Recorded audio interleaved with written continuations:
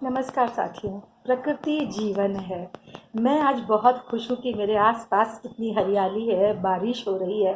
और आप जानते हैं ना, जब कुदरत मेहरबान होती है तो हम सब खेल उठते हैं। लेकिन इसी प्रकृति से जब हम खिलवाड़ करते हैं, अपने पर्यावरण को प्रदूषित करते हैं, तो देखते हैं कैसी कैसी आपदाएं आती हैं। कुदरत हम पर बिल्कुल क्रुद्ध हो जाती है। क्या हम मनुष्यों का ये कर्तव्य नहीं है कि अपने आसपास के पर्यावरण पर ध्यान दें, नदियों के जल को स्वच्छ रखें, कूड़े करकट को हटाते रहें, अपने आसपास ढेरों पौधे लगाते रहें। साथियों, मेरी तरह आप सब भी, मुझे पक्का पता है कि ढेर सारे पौधे लगाते हैं। मैं अपने जन्मदिन पर, दूसरों के जन्मदिन पर पौधे देना भूलती नहीं हूँ, उन्हें उपहार देती हूँ। कोशिश करती हूँ कि घर के आसपास भी पर्यावरण सुरक्षित रखूँ। और आप सबसे भी यही अनुरोध है कि अपने चारों तरफ, अपने पूरे देश में इस बात का जो संतुलन बना के रखना है कि पर्यावरण सुरक्षित रहे, क्योंकि पर्यावरण अगर सुरक्षित है तो हम सब भी सुरक्षित हैं। हमारी सांसें हमारी प्रकृति की देन है।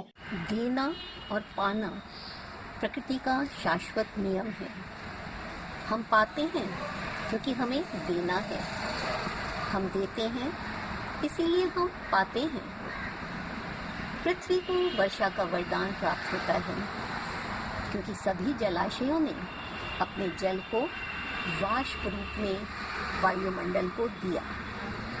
पेड़ पौधे संपूर्ण प्राणी जगत के लिए ऑक्सीजन देते हैं क्योंकि पेड़ पौधे प्राणी जगत से अपने भोजन निर्माण के लिए आवश्यक कार्बन डाइऑक्साइड को पाते हैं। देने और पानी का यही शाश्वत नियम सृष्टि में संतुलन बनाए रखता है। किंतु मानव जाति अपने स्वार्थ और लोभ के वश में आकर निरंतर ही प्रकृति का आवश्यकता से अधिक दोहन करती आ रही है। मनुष्य प्रकृति से पाने और केवल पाने पर ही केंद्रित रहा, यद्यपि प्रकृति उसे बराबर चेतावनी देती रही। कभी कहीं बाढ़ तो कभी कहीं सूखा, कहीं भूस्खलन तो कहीं भूकंप, कहीं कोई बीमारी तो कहीं कोई प्रकोप। परंतु अपने दंभ में डूबा मनुष्य कभी चेता ही नहीं। आज प्रकृति की सहनशीलता और क्षमाशीलता अपने चरम को पार कर चुकी है। इसीलिए इस बार उसने कभी कहीं तो कभी कहीं का खेल छोड़ वैश्विक स्तर पर मनुष्य को महामारी की चपेट में ले लिया। मनुष्य को घर में कैद कर प्रकृति अपने आप को वापस संतुलित करने में लग गई है। देखना है कि क्या इस बार हम चेतेंगे। उदास मत होना, मैं साथ में हूँ ना। मुझसे खेलो, मुझसे बात करो, मुझे देखकर खुश हो।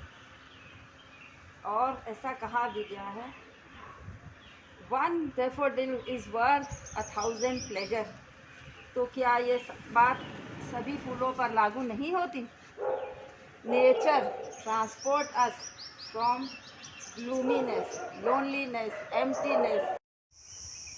महाराष्ट्र के सातारा जो छोटा शहर है, इस शहर के आसपास परिसर में एक छोटा सा गांव है। इस गांव में मैं आया हूं और यहाँ पर मैं लगातार 20 सालों से यहाँ आया करता हूँ। अब जब मैं आता हूँ बहुत अच्छा लगता है, बहुत अच्छा प्यारा सा नेचर है।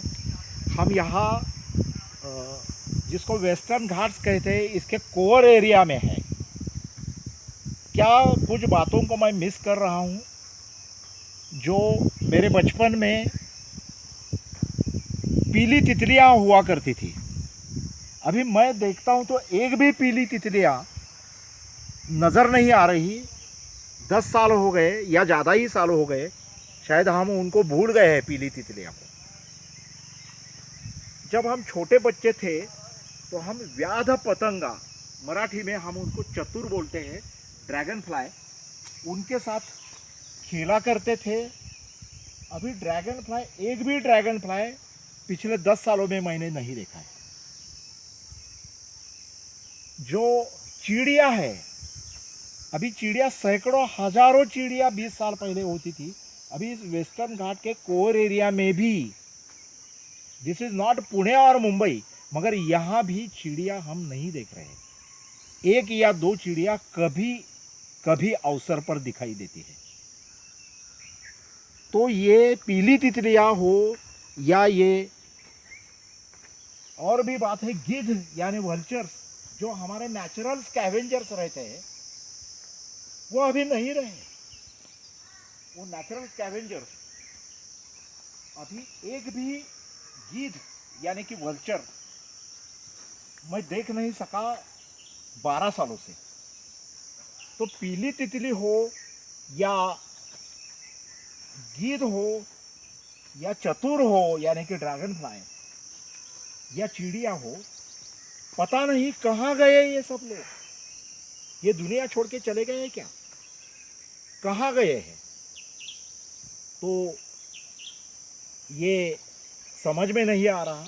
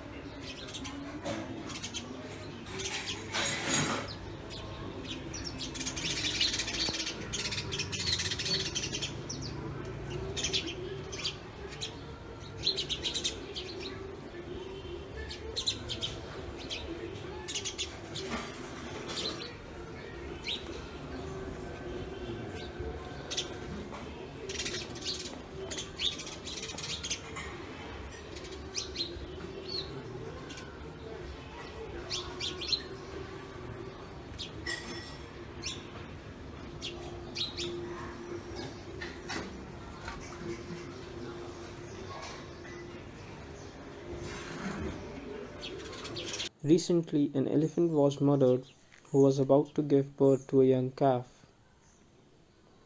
The people's response was concern, and that was something that was supposed to be. But on the other hand, we forget about the animals who are the daily victim of meat and dairy industries. All animals feel the same pain, and yet we fail to realize that a mother who is giving birth to a young calf is no different from an elephant who is giving birth to her young one. Every time you consume a glass of milk, a male calf loses his chance to grab one. On the other hand, as they can produce the milk, they are sold to the slaughterhouses. If you really feel like doing something for the environment, then you should make a slight changes in your own lifestyles. Well, planting trees every time on Environment Day is not the present scenario. You cannot just plant tree everywhere. And at the end of the day, if a multinational company need to be built over there, they will be cut down and we won't do anything.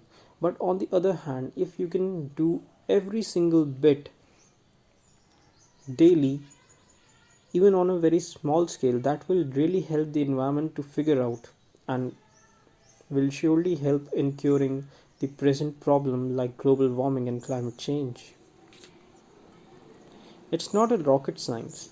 Just skip a non-veg meal from one day in a week from your diet. That's all. And slowly and gradually, you just need to take from one day to two and then to three.